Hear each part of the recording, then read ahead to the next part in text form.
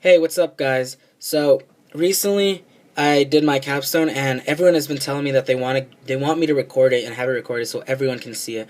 Because I've been presenting it around the school, but no one has really been there a lot of the times. And there's always that one kid that says, "Oh, but I never was in that class," or "I don't even have a class with you." So I said, you know what? I might as well get to recording this.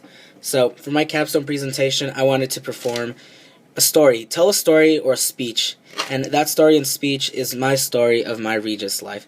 See, a deck of cards to me is really my outlet because I used to be such a big introvert, but that kind of changed when I was introduced to magic and I became more of an extrovert.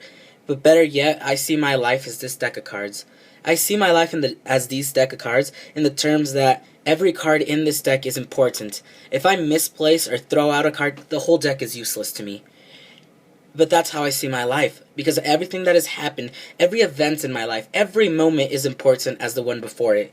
And I want to express that in every bit that I can. See, for me, this deck of cards is important, and every card is important. And I want to tell you guys a story where I can express that every card is important by using every single one of these cards in this story. Now, if I can tell you first of all how fast life was going for me, I can tell you that at a split second, before my eyes, 6th, 7th, and 8th grade all flew by before I knew it. And better yet, I was a freshman. And that didn't last long because suddenly I was in 10th grade. See, life was flashing before my eyes. I was a junior, and then I was a king. I was at the top. I was a senior, the big bad senior in school. But I went a little too fast there, so let's step back a second. See, for me, my story begins off, say, 10th grade. Now, I mean 10th grade for the reason that I wasn't here freshman year. I started off because I transferred here. I went to a public school. I went to public school my entire life. And see, when I first came to Regis, my only worry at the time was that my mom and my dad always gave me 20 bucks. Why 20, you say? Because 5 bucks got me through each day. See, 5 bucks got me my burrito, ranch, pack of cookies, and a ramen cup. I was set for the day based on just that amount of money.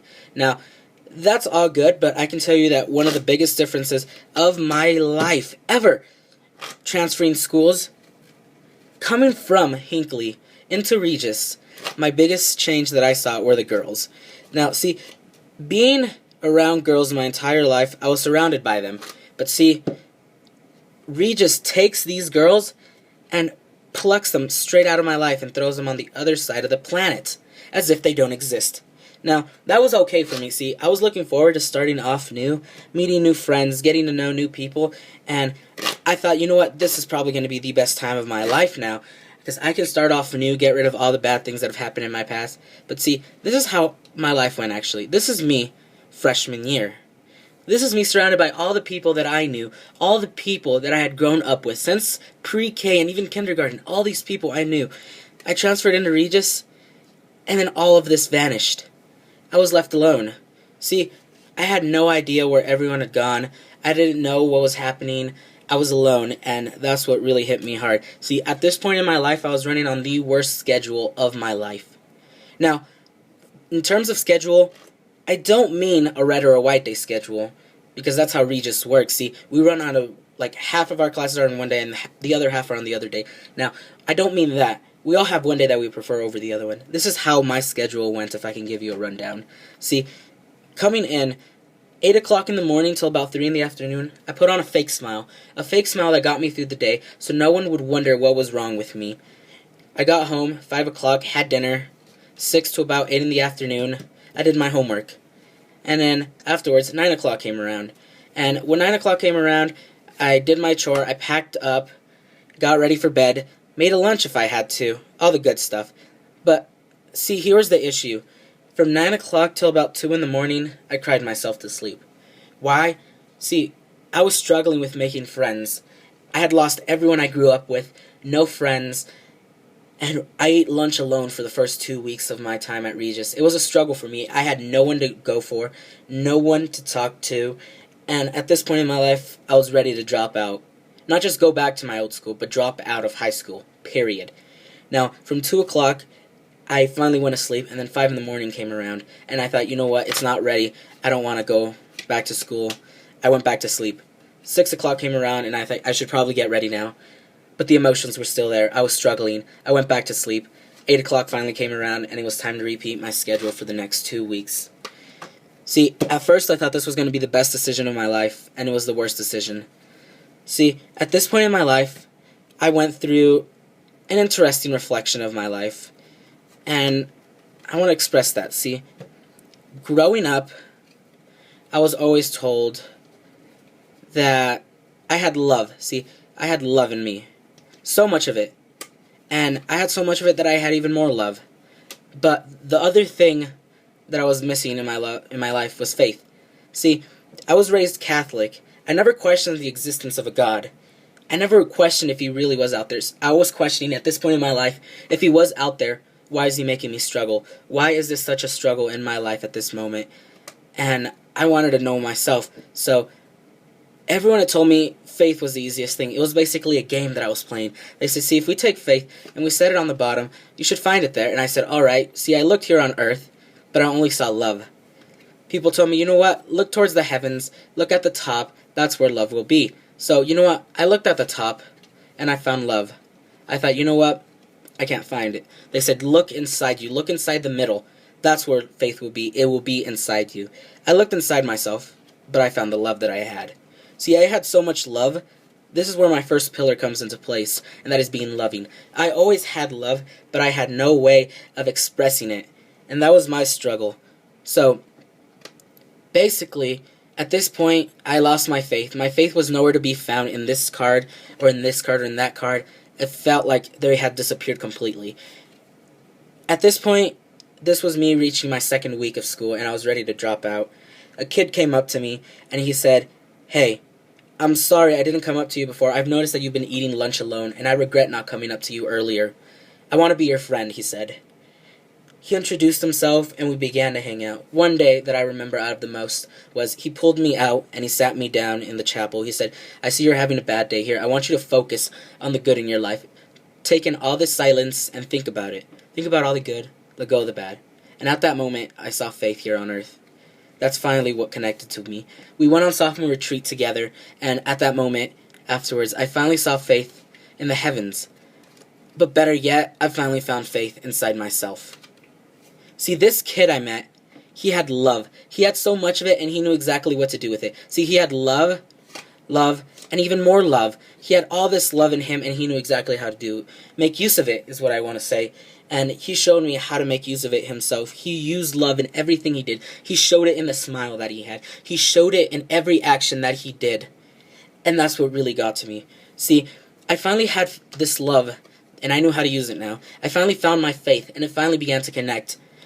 But the one thing that was always there, that it took me forever to find, had finally connected by the end of my sophomore year. The one word that we've been using throughout our entire time here at Regis, and that was the brotherhood. The brotherhood I finally found in my life here at Regis, and everyone told me the brotherhood is saying that if I look at someone, I can say that you are my brother, even though we are not related by blood or by DNA, but that is completely wrong. If I tell you that, that is completely wrong, because if you can say and understand what the brotherhood is, and you can define it, then it's completely wrong. You have to be able to express it. Now, by the end of this year, my faith was almost on lockdown, and I knew exactly where I was in life. But see, junior year came around, and what's the biggest kept secret on campus that we've been waiting for? Kairos.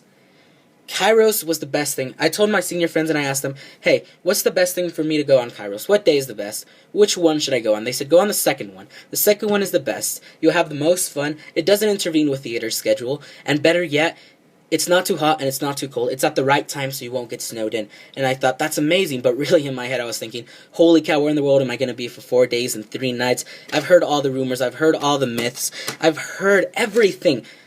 And it was all crazy. And I thought, you know what, I'll just go with it. And as everyone says, don't anticipate, just participate. So I went on it, and I had a blast. And see, I don't want to say too much, because Kairos is supposed to be the best experience of our life, and I don't want to ruin it for anyone. But before I continue on, I want to give a quick shout out to K96. Hashtag Group 3. Now, if I can say what's the one thing Kairos has taught me, that would be to keep my gems close. Now, for gems, I don't mean materialistic objects. Now, for gems, I want to use all the aces in the deck. Now, each one of these aces is important to me. They don't mean an actual object, they mean an emotion. See, we have being outgoing, we have being loving, being having fun, and last but not least, having faith.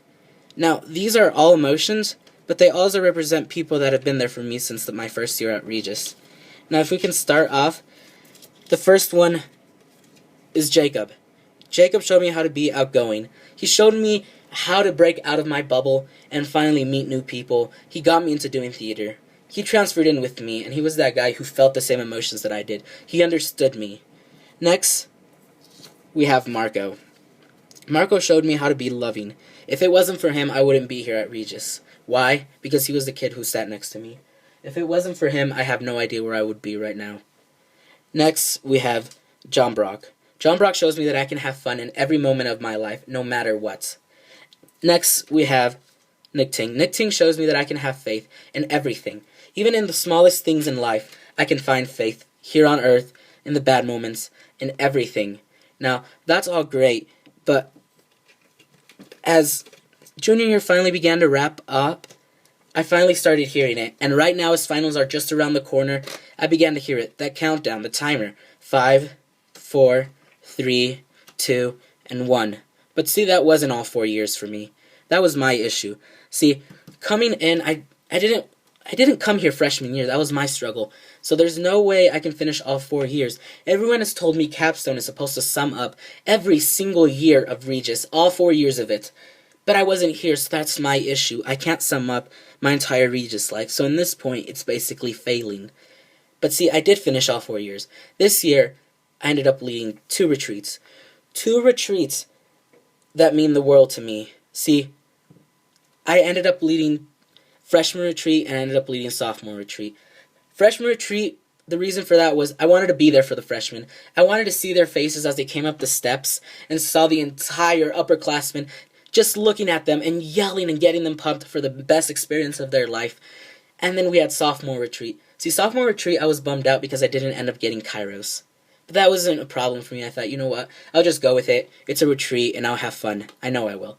But this is the one that means everything to me. See, this time I met a bunch of people, and I gave a speech on this exact situation right now, and that was making new friends and how much of a struggle it was for me coming in and losing everyone in my life.